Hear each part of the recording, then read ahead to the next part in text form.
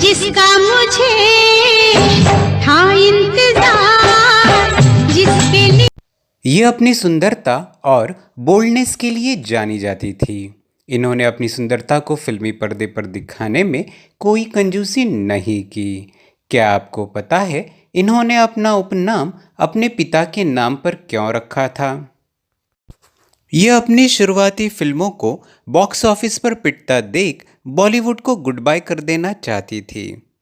किस कारणवश और किस महान अभिनेता ने ऐसा न करने की इन्हें सलाह दी थी? यह एक ऐसी बॉलीवुड अभिनेत्री रही जिन्होंने फिल्मों के हीरोइंस की परिभाषा ही बदल डाली, चाहे वो अपने शर्तों पर जीने वाली हो या मन मुताबिक कपड़े पहनने वाली अभिनेत्री। इसी कारणवश उन्हें कड़ी आलोचनाओं का सामना भी करना पड़ा। क्या आप जानते हैं कैसे इन्हें showman of the industry Raj Kapoor साहब ने उनके एक कल्ट फिल्म के लिए साइन किया था?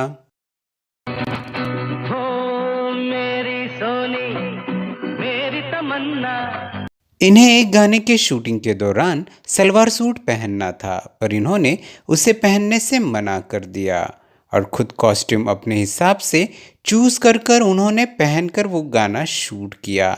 क्या आपको पता है वह गाना कौन सा था? और कर्ज में डूबे हुए एक प्रोड्यूसर दोस्त को उसके फिल्म में बिना फीस के इन्होंने काम किया और अपनी दोस्ती निभाई। क्या आप जानना चाहेंगे वह सुपरहिट फिल्म कौन सी थी और वह प्रोड्यूसर दोस्त कौन था?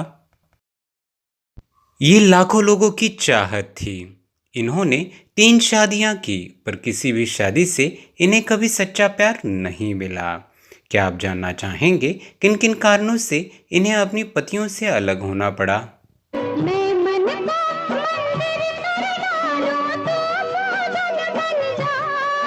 क्या आप जानते हैं वह कौन सा दुर्भाग्यपूर्ण किस्सा था जिसने उनकी एक आंख की रोशनी को हमेशा के लिए कम करके उनके चांद जैसे चेहरे पर एक चोट का दाग हमेशा के लिए छोड़ गया?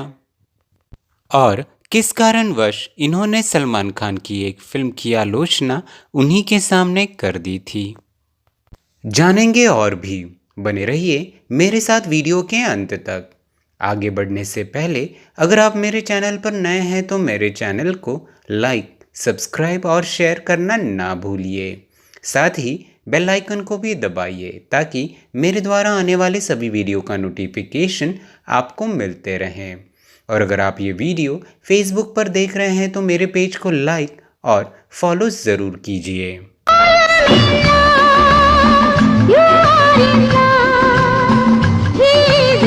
अपनी मादक अदाएं, किसी मूर्ति जैसे सुडौल और सुंदर तन जिसे कपड़ों की कंजूसी से बोल्ड अंदाज में लाखों चाहने वालों को घायल करना, साथ ही उम्दा एक्टिंग से अपने दर्शकों को चौंका देना इन्हें बाकी बॉलीवुड अभिनेत्रियों से अलग बनाता है। जिस समय बॉलीवुड में हीरोइंस भारतीय पोशाक पहन अपना भारतीय अंदाज वाला किरदार निभाती थी, तो वहीं इन्होंने सारे स्टीरियोटाइप्स को तोड़ वेस्टर्न लुक्स अदायगी से लाखों लोगों को अपने इस अंदाज से मोहित करती थी। नमस्कार दोस्तों, मेरा नाम कबीर कुमार। आज हम जानेंगे इस बेहतरीन अदाकारा जीनत अमान जी के बारे में।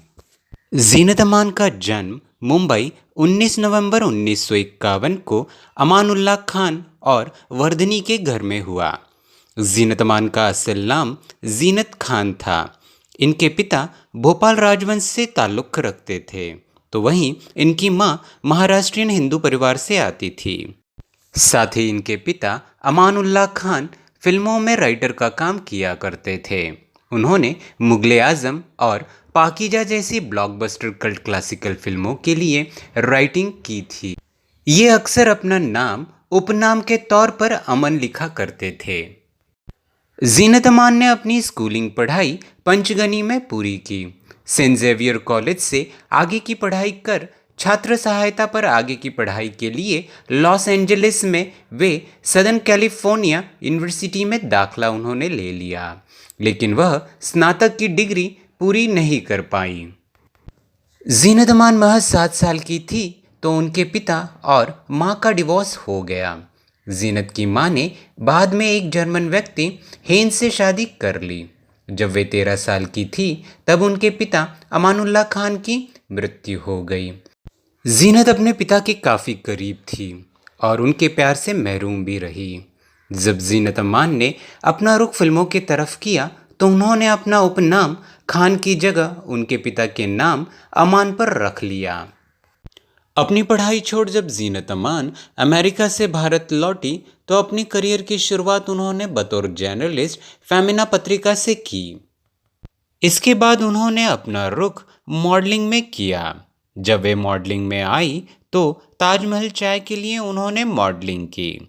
इसके बाद जीनत ने मिस इंडिया कंपटीशन में पार्टिसिपेट किया और इस कंपटीशन में उन्होंने सेकंड रनर अप का खिताब अपने नाम किया। इसी साल उन्होंने मिस एशिया पैसिफिक का खिताब भी अपने नाम किया।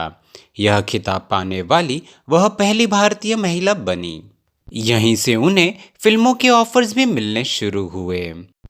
1970 में आई Indo Philippine film the evil within में इन्होंने देवानंद साहब के साथ काम किया। यह फिल्म गाइड फिल्म की अंग्रेजी संस्करण थी। दुर्भाग्यवश यह फिल्म बॉक्स ऑफिस पर बुरी तरह से पिट गई। जीनत को उनके पिता के दोस्त ओपी रल्लन ने उन्हें उनकी फिल्म हलचल 1971 में काम करने का अवसर दिया। इसके बाद हंगामा में वे नजर आई, पर ये दोनों ही फिल्मों ने जीनत को कुछ खास पहचान न दिला पाई। ये दोनों ही फिल्में बॉक्स ऑफिस पर बुरी तरह से पिट चुकी थी। इसके बाद क्या था, जीनत ने बॉलीवुड को हमेशा के लिए गुड बाय करने का फैसला ले लिया था। जीनत अमान सौभाग्यवश देवानंद साहब से एक पार्टी में मिली। उस समय देवानंद साहब हरे रामा हरे कृष्णा फिल्म बना रहे थे और एक ऐसे एक्ट्रेस की तलाश में थे जो फिल्म में उनकी बहन जेनिस का किरदार निभा सके। हालांकि जीनत अमान इस फिल्म की पहली चॉइस नहीं थी। इस रोल को पहले जाहिदा को ऑफर किया गया था, लेकिन वे देव साहब की बहन की बजाय उनकी प्रेमिका बनना चाहती थी। लिहाजा उन्होंने फिल्म को छोड़ दिया और देव साहब ने जीनत अमान को चुन लिया।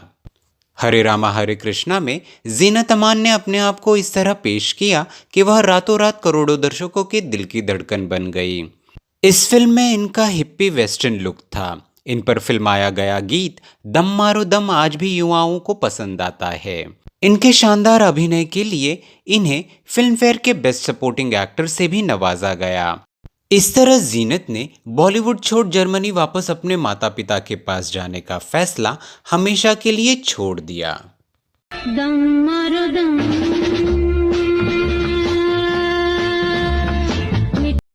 इन्होंने बॉलीवुड में जब प्रवेश किया तो 1950 और 60 के दशक के आदर्शवादी बुलबुले को फोड़ दिया, जिससे महिलाओं के अधिक यथार्थवादी चित्रण का मार्ग प्रशस्त हुआ, जो तब तक या तो 50 या सती सावित्री हुआ करती थी। 70 के दशक में हिंदी सिनेमा ने अभिनेत्रियों को दुखियारी और बेचारी से अपनी शर्तों पर जीने वाली महिलाओं में बदलते देखा है। न केवल उनके द्वारा निभाई जाने वाली भूमिकाएं बल्कि उनका लुक भी विकसित हुआ है और एक अभिनेत्री जिसने आज की अभिनेत्रियों को अपना आकर्षक पक्ष बेबाकी से दिखाने और अपनी पसंद का कोई भी परिधान पहनने में सक्षम बनाया है, वह है जीनत अमान। यह जीनत ही हैं जिन्होंने पारंपरिक सुंदर है की अवधारणा को तोड़ दिया था। वेस्टर्न लुक, हॉट अंदाज और कपड़े पहनने में कंजूसी के कारण जीनत मैगजीन की पहली पसंद बन गई। कई सारे मैगजीन के कवर की उन्होंने शोभा बढ़ाई और इसी वजह से उन्हें कवर गर्ल भी कहा जाने लगा था। 1973 में उन्होंने फिर एक बार देवानंद साहब के साथ हीरा पन्ना में काम किया, पर इस बार देव साहब ने इन्हें लीड रोल में कास्ट करके अपने ऑपोजिट इन्हें रोल दिया। इसके बाद आई 1973 की नासिर हुसैन की फिल्म यादों की बारात। इस फिल्म में इनके ऑपोजिट विजय अरोड़ा, जिसकी प्रेमिका सुनीता का किरदार इन्होंने निभाया था। इस फिल्म को बाद में फिल्म विद्वान कौशिक भौमिक ने पहली सर्वोत्कृष्ट बॉलीवुड फिल्म के रूप में वर्णित किया था, जो बॉक्स ऑफिस पर एक बड़ी व्यावसायिक हिट साबित हुई। चुरा लिया है तुमने जो दिल को, इस गाने में जीनत अमान के प्रदर्शन ने काफ़ी ध्यान आकर्षित किया। जिसके बाद वह उस समय गिटार ले जाने वाली सफ़ेद पोशाक वाली लड़की के रूप में जाने लगी थी। इस गाने से जुड़ा एक किस्सा भी बड़ा मशहूर है। ज़ीनत अमान ने अपने दिए गए एक इंटरव्यू में खुद कहा था कि कॉस्ट्यूम डिज़ाइनर ने इस गाने में उन्हें एक सलवार सूट पहनने के लिए दिया था, लेकिन वे सलवार सूट में कंफर्टेबल फील नहीं कर रही थी। हालांकि उनका जो किरदार और गाने के हिसाब से वह सलवार सूट उन पर जच नहीं रहा था। अंततः उन्होंने कॉस्ट्यूम को खुद डिसाइड कर पहन लिया और ये गाना इतिहास बन गया। ये गाना उस समय, उसके बाद, आज के दौर में और इसके बाद भी लोगों द्वारा काफ़ी पसंद किया जाता है और किया जाएगा। चुरा लिया है तुमने जो दिल को। साल 1973 में ज़ीनत अमान ने संजय खान और डैनी डेंजोग्पा के साथ फिल्म धुंध में नजर आई। यह फिल्म अगाथा क्रिस्टी के उपन्यास दी अनएक्सपेक्टेड गेस्ट से प्रेरित थी। इस फिल्म में इनके अभिनय की खूब प्रशंसा हुई, पर यह फिल्म व्यावसायिक रूप से मध्यम सफल रही। उलझन सुलझे ना, रास्ता सूझे ना। 1974 में ज़ीनत अमान ने इस वर्ष की एक्शन ड्रामा रोटी कपड़ा और मकान में अभिनय किया, जहां उन्होंने शीतल नाम की एक अवसरवादी भूमिका निभाई, जो एक करोड़पति के लिए अपने बेरोजगार प्रेमी को छोड़ देती है।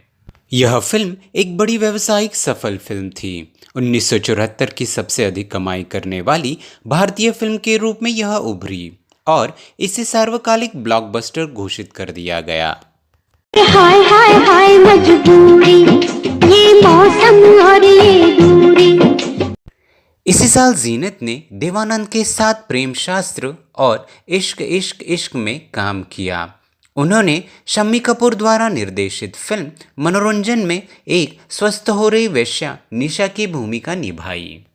इसके बाद ज़ीनत ने अजनबी में रश्मि की भूमिका निभाई, जो एक महत्वाकांक्षी लड़की है जो अपने प्रेमी से शादी करने के लिए घर से भाग जाती है और शादी के बाद वह करियर बनाने के लिए गर्भपात कराने का विचार करती है। सन 1975 में ज़ीनत ने 2 फिल्में की। उन्होंने वारंट में एक हत्यारे की भूमिका निभाई तो चोरी मेरा काम में शर्मिली की। ये दोनों ही फिल्में बॉक्स ऑफिस पर सुपरहिट साबित हुई। चोरी चोरी सोला सिंगार करूंगी। साल 1977 में ज़ीनत अमान ने धर्मेंद्र, जितेंद्र और नीतू सिंह के साथ फिल्म धर्मवीर में एक राजकुमारी की भूमिका निभाई। यह फिल्म उस साल की दूसरी सबसे ज़्यादा कमाई करने वाली हिंदी फिल्म थी। इसके बाद उन्होंने फिल्म छैला बाबू में काम किया।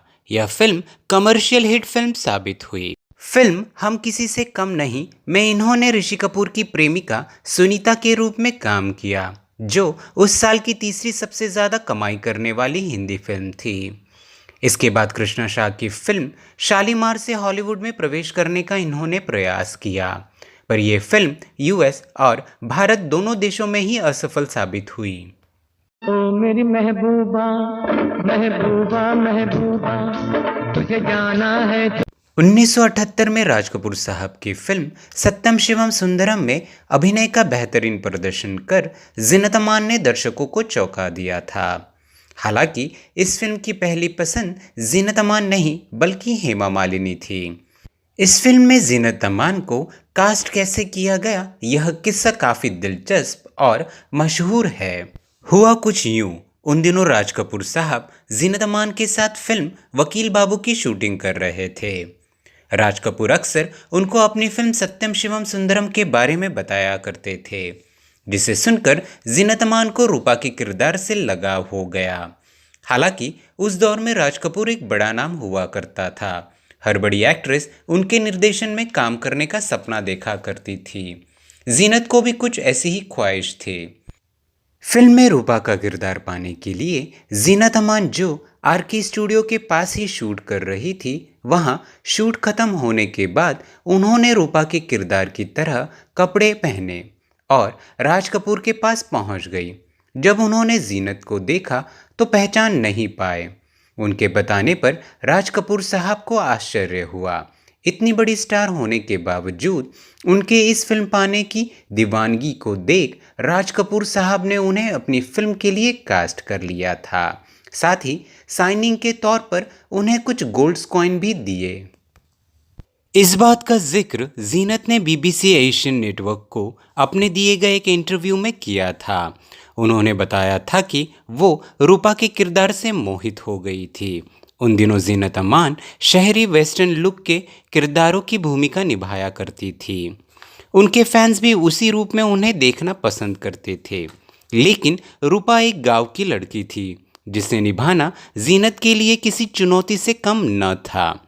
फिल्म में बोल्ड कपड़े के चलते हेमा मालिनी, जो इस फिल्म की पहली पसंद थी, उन्होंने बिजी स्केड्यूल का हवाला देकर इस फिल्म को करने से मना कर दिया था और ये फिल्म बॉक्स ऑफिस पर सुपरहिट साबित हुई। साथ ही इस फिल्म के गानों ने लोगों को आज तक मंत्रमुग्ध कर रखा है। इस फिल्म के लिए जीनत अमान को उन्हें पहला सर्वश्रेष्ठ अभिनेत्री का फिल्म फेयर अवार्ड का नामांकन भी मिला। सत्यं शिवं सुंदरम् 1978 में जीनत अमान ने फिल्म डॉन में रोमा की भूमिका निभाई। इस फिल्म के प्रोड्यूसर नरीमन ईरानी और जीनत अमान एक दूसरे के मित्र थे। उन दिनों नरीमन बड़े लॉस से गुजर रहे थे। उनके पैसे काफ़ी डूब चुके थे, वे कर्ज में थे। इस फिल्म के जरिए जीनत अमान ने ईरानी को मदद करने की ठानी और इस फिल्म के लिए फीस लेने से मना कर दिया। इस प्रकार उन्होंने अपने दोस्त नरीमन ईरानी को मदद करने की कोशिश की थी। दुर्भाग्यवश नरीमन ईरानी की मृत्यु फिल्म शूटिंग के दौरान ही हो गई। इस फिल्म में अभिनय के लिए जीनत अमान को क्रिटिक्स की सकारात्मक समीक्षा प्राप्त हुई। साथ ही यह फिल्म बॉक्स ऑफिस पर सुपरहिट साबित हुई।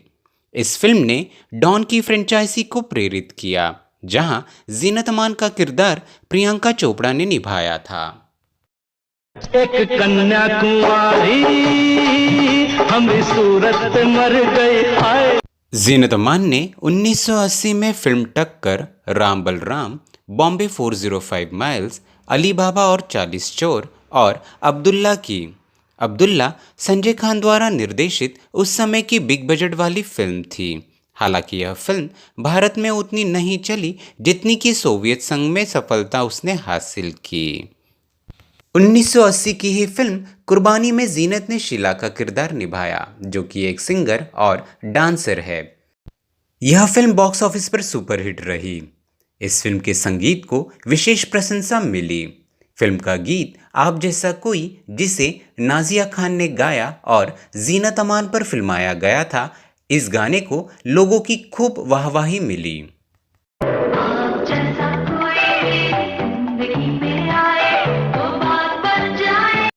B.R. चोपड़ा की फिल्म इंसाफ का तराजू में उन्होंने न्याय की मांग करने वाली एक बलात्कार पीड़िता की भूमिका निभाई।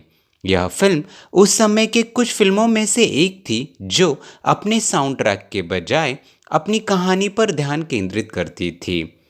फिल्म में जीनत अमान को उनकी भूमिका के लिए आलोचनात्मक प्रशंसा मिली और इस फिल्म के लिए उन्हें सर्वश्रेष्ठ अभिनेत्री का फिल्म फेयर अवार्ड का दूसरी बार नामांकन मिला।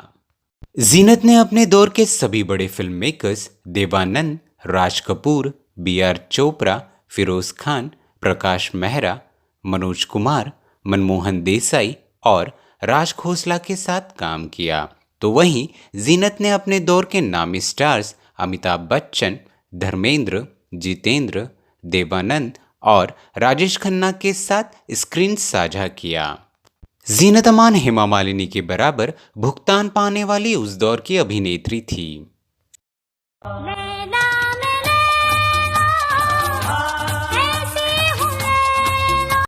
फिल्म अब्दुल्ला के शूटिंग के दौरान जीनत अमान और संजय खान एक दूसरे के काफ़ी करीब आ गए थे। संजय खान पहले से ही शादीशुदा और 4 बच्चों के पिता थे, लेकिन इसके बावजूद चंद महीनों के रिश्ते के बाद दोनों ने 30 सितंबर 1978 को राजस्थान के जैसलमेर में हुई एक प्राइवेट सेरेमनी में बेहद कम लोगों के बीच शादी कर ली। पर दुर्भाग्यवश ये शादी साल भर भी नहीं टिक पाई। जीनत अमान और संजय खान के बीच का प्यार ऐसे गंदे उठापटक में तब्दील हो गया, इस बारे में उन्होंने कभी सोचा भी न होगा। धीरे धीरे दोनों के बीच की कड़वाहट मैगजीन के पन्नों पर छपने लगी। कहा जाता है कि दोनों के बीच की कड़वाहट के बीच संजय ने जीनत को थप्पड़ और घूंसे भी मारे थे। इससे जुड़ा एक किस्सा गॉसिप की गलियारों में खूब चर्चा का विषय रहा है। हुआ कुछ यूं, उस वक्त जीनत अपनी दूसरी फिल्म के कास्ट और क्रू के साथ लोनावला में शूटिंग कर रही थी और संजय ने उन्हें फौरन मुंबई लौटने का निर्देश दिया था। जीनत संजय की फिल्म अब्दुल्ला का भी हिस्सा रही थी, इसलिए संजय खान चाहते थे कि जीनत मुंबई आए और फिल्म के गाने के बची हुई शूटिंग को पूरा करे। पहले तो जीनत ने आने से मना कर दिया क्योंकि वह ऑलरेडी बाकी फिल्म मेकर्स को अपनी डेट दे चुकी थी, लेकिन जीनत संजय से बेहद प्यार भी करती थी, इसलिए वह मुंबई लौट आई। जैसे ही जीनत संजय खान के घर पहुंची तो उन्हें पता चला संजय अपनी वाइफ जरीन के साथ होटल ताज में पार्टी कर रहे हैं। जीनत भी होटल ताज पहुंच गई और वह चाहती थी संजय के साथ डेट इशू को सेटल कर ले, लेकिन संजय ने इस तरह रिएक्ट किया जिसे देखकर सभी सन्न रह गए। कहते हैं कि जैसे ही संजय ने देखा कि जीनत उनकी वाइफ की मौजूदगी में होटल की तरफ आ रही है तो वह अपना आपा खो बैठे और जीनत की होटल रूम के अंदर ही पिटाई कर डाली। बताया जाता है कि उन्होंने जीनत के बाल खींचे और जमीन पर पटक पटक कर जहां तहां मारा भी। चर्चा यह भी है कि एक तरफ जहां संजय पर जीनत को पीटने का भूत सवार था तो वहीं जरीन भी इस चीज के लिए एक्टर को बढ़ावा दे रही थी। इस दौरान न तो कोई होटल स्टाफ न ही पार्टी से कोई उन्हें बचाने आगे बढ़ा। जरीन संजय से कहती रही कि वह उन्हें ऐसा सबक सिखाए कि वह जिंदगी भर याद रखे। हालांकि यह पहली बार नहीं था जब संजय खान ने जीनत पर हाथ उठाया था। कई बार संजय ने जीनत के सर पर भी वार किया था। यह भी बताया जाता है कि इसी वजह से उनकी एक आंख परमानेंट डैमेज हो गई और यह ब्रेन पर हेवी हिट की वजह से हुई थी। आपको जानकर हैरानी होगी कि संजय ने जिस क्रूरता से उन्हें पीटा, इसके बावजूद भी जीनत ने उनके खिलाफ पुलिस में कोई शिकायत दर्ज नहीं करवाई, क्योंकि जीनत उन्हें दिल से प्यार करती थी और इसीलिए उन्होंने इस घटना के लिए उन्हें सजा देने के बिना ही छोड़ देने का फैसला लिया। जल्द ही ये खबरें मीडिया की सुर्खियों में थी क्योंकि एक्ट्रेस का इलाज करने वाली डॉक्टर ने अपने दिए गए एक इंटरव्यू में बताया था कि संजय ने कैसे उनकी एक आंख को काला कर दिया था। हालांकि इस घटना के सामने आने के बाद संजय खान ने कहना शुरू कर दिया था कि जीनत को यह बीमारी अपनी मां से मिली है और उन्हें भी स्ट्राबिस्मस जैसी समस्या थी जो अब उनकी बेटी को है। हालांकि होटल और जीनत के एक करीबी सूत्र ने यह दावा किया है कि मीडिया में जो खबरें छपी हैं वो सही हैं। मैंने पूछा चांद से कि देखा है कहीं मेरे यार। संजय खान से तलाक लेने के बाद जीनत अमान अकेली पड़ गई। इसी बीच उनकी मुलाकात मजहर खान से हुई। उस वक्त जीनत अमान एक सुपरस्टार थी तो वहीं मजहर खान बड़े रोल और फिल्म पाने की स्ट्रगलिंग दौर में थे। जीनत और मजहर को एक दूसरे से प्यार हो गया था और दोनों ने शादी करने का फैसला किया। जीनत अमान ने अपने परिवार के खिलाफ जाकर 1985 में शादी भी कर ली। जीनत तलाकशुदा थी और मजहर की यह तीसरी शादी थी। शुरुआती दिनों में सब कुछ काफ़ी अच्छा चल रहा था। इस शादी ने उन दिनों मीडिया में खूब सुर्खियां बटोरी थी। शादी के कुछ ही दिनों बाद मजहर ने जीनत पर फिल्मों में काम करने की रोक लगा दी। जीनत शादीशुदा जिंदगी के लिए घरेलू महिला बनकर रहने लगी, लेकिन शादी के 1 साल बाद ही उन्हें शादी करने का पछतावा होने लगा। इस शादी से उन्हें 2 बेटे अजान खान और जहान खान हैं। मीडिया रिपोर्ट्स थी कि मजहर खान भी जीनत अमान के साथ मारपीट किया करते थे। सिमी गरेवाल के चैट शो में जीनत अमान ने दूसरी शादी को जिंदगी का गलत फैसला बताया था। उन्होंने उस इंटरव्यू में कहा था, मजहर नहीं चाहते थे कि मैं आगे बढ़ूं। वो हमेशा चाहते थे कि मैं बच्चों और घर का ही ख्याल रखूं। शादी के पहले ही साल मुझे एहसास हो चुका था कि मैंने बहुत बड़ी गलती की है, लेकिन मैंने फिर भी उनके साथ अच्छे से रहने की कोशिश की। मैंने अगले 12 सालों तक इसे ठीक करने की कोशिश करती रही। इतने सालों के इंतज़ार के बाद भी मुझे कोई रोशनी नहीं मिली।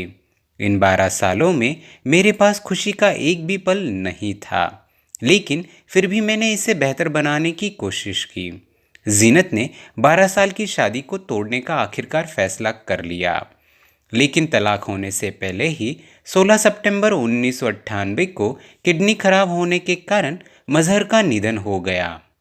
एक अजनबी हसीना से यूं मुलाकात। जीनत अमान की दूसरी शादी भी विफल रही।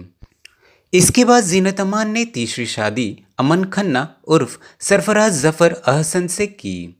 यह शादी 2012 में हुई थी। पेशे से सरफराज रियल एस्टेट के कारोबारी थे। यह शादी भी उन दिनों खूब चर्चाओं में रही, क्योंकि उन दिनों जीनत अमान की उम्र 61 साल की थी, जबकि सरफराज 33 साल के थे। हालांकि यह शादी भी ज़्यादा दिनों तक टिक नहीं पाई। जीनत ने इस शादी को तोड़ते हुए सरफराज पर रेप और धोखाधड़ी करने सहित कई आरोप लगाए थे। पुलिस ने मामला दर्ज कराते हुए सरफराज को जेल भेज दिया था। हालांकि बाद में उन्हें जमानत भी मिल गई। दो लफ्जों की है दिल की कहानी। पाकिस्तानी क्रिकेटर इमरान खान का नाम जीनत अमान से जोड़ा जाता था। कहते हैं कि इमरान जीनत को प्यार करने लगे थे। इसी बहाने वे अक्सर भारत भी आया करते थे। जीनत अमान को देवानंद बेहद पसंद करते थे। जीनत के साथ उन्होंने हीरा पन्ना, इश्क इश्क इश्क, प्रेम शास्त्र, वारंट, डार्लिंग डार्लिंग और कलाबाज जैसी फिल्में की। बरसों बाद देवानंद ने स्वीकार किया था कि वे जीनत अमान को चाहने लगे थे। जीनत का नाम राज कपूर से भी जोड़ा जाता था, जिसके चलते देवानंद साहब जो उन्हें पसंद किया करते थे और प्यार करने लगे थे, उन्होंने अपना इरादा बदल लिया था। जब उन्होंने देखा जीनत राज कपूर से बड़े प्यार से गले लग रही है, तो उनका दिल टूट गया। इस किस्से का जिक्र देव साहब ने उनकी ऑटोबायोग्राफी रोमांसिंग विद लाइफ में किया है। हालांकि राज कपूर को लेकर उनके विचारों का खंडन जीनत ने हाल ही में दिए गए एक अपने इंटरव्यू में किया है। अरे ओ पड़ोसन की लड़की, तुझे देख तबीयत भड़की, ना बंद कर। बॉलीवुड सुपरस्टार सलमान खान ने मैंने प्यार किया देखने के लिए जीनत अमान को बुलाया था। फिल्म देखकर जीनत थिएटर से बाहर आई तो सलमान खान ने जीनत से फिल्म के बारे में पूछा। जीनत ने आव देखा न ताव फिल्म की आलोचना कर डाली और कहा कि यह कैसी बचकानी फिल्म है जिसमें हीरोइन की एड़ी पर क्रीम लगाते हुए हीरो अपनी आंखें बंद कर लेता है। फिल्म सत्यम शिवम सुंदरम में अपने बोल्ड कपड़ों के कारण जीनत को कड़ी आलोचनाओं का सामना करना पड़ा था। लोग उन्हें सेक्स सिंबल भी कहने लगे थे। भीगी भीगी रातों में, मीठी मीठी बातों में, ऐसी 2003 की फिल्म बूम में जीनत अमान दिखाई दी। जीनत ने विभिन्न स्वतंत्र फिल्मों में भी भूमिकाएं निभाई, जिनमें अगली पगली 2008, डूनो वाई 2010, चौराहे 2012, स्ट्रिंग ऑफ पैशन 2014, डूनो वाई 2 2015, दिल तो दीवाना है 2016, सल्लू की शादी 2017, पानीपत 2019 में कैमियो भी किया। जीनत अमान ने 2004 में मुंबई में नाटक द ग्रेजुएट में अभिनय कर थिएटर में अपनी शुरुआत की। 2020 में वे कस्तूरबा गांधी पर आधारित एक नाटक में दिखाई दी। प्यार में गिरते मारते गोली ले मेरी जान। जीनत अमान को हरे रामा हरे कृष्णा के लिए बेस्ट सपोर्टिंग एक्टर के फिल्म फेयर अवार्ड से नवाजा गया था। तो वहीं फिल्म फेयर के बेस्ट फीमेल एक्टर के लिए फिल्म सत्यम शिवम सुंदरम और इंसाफ का तराजू के लिए उन्हें नॉमिनेशन भी मिला। फिल्म अभिनेता रजा मुराद और जीनत अमान का पारिवारिक रिश्ता है। ये दोनों एक दूसरे के चचेरे भाई बहन हैं। एक्ट्रेस के पिता अमानुल्लाह खान, जिन्होंने मुगले आजम और पाकीजा लिखी है, वह एक्टर रजा मुराद के चाचा थे। इतने दीवाने मेरे, इतने दीवाने। जीनत अमान आज भी बॉलीवुड में एक्टिव है और 72 साल की है। मैं इनके लंबे और स्वस्थ जीवन की कामना करता हूँ। तो यह थी लाखों दिलों को अपने अदायगी से और लुक से घायल करने वाली जीनत अमान जी से जुड़े कुछ रोचक जानकारियाँ। अगर आपको ये वीडियो अच्छी लगी हो तो मुझे नीचे कमेंट करके ज़रूर बताएं। साथ ही लाइक का बटन भी दबाकर आपकी उपस्थिति दर्ज करवाइए। अब मुझे दीजिए इजाज़त। आपसे मिलता हूँ अगले वीडियो में किसी और फिल्मी सितारे के साथ। तब तक के लिए बाय बाय। हम जो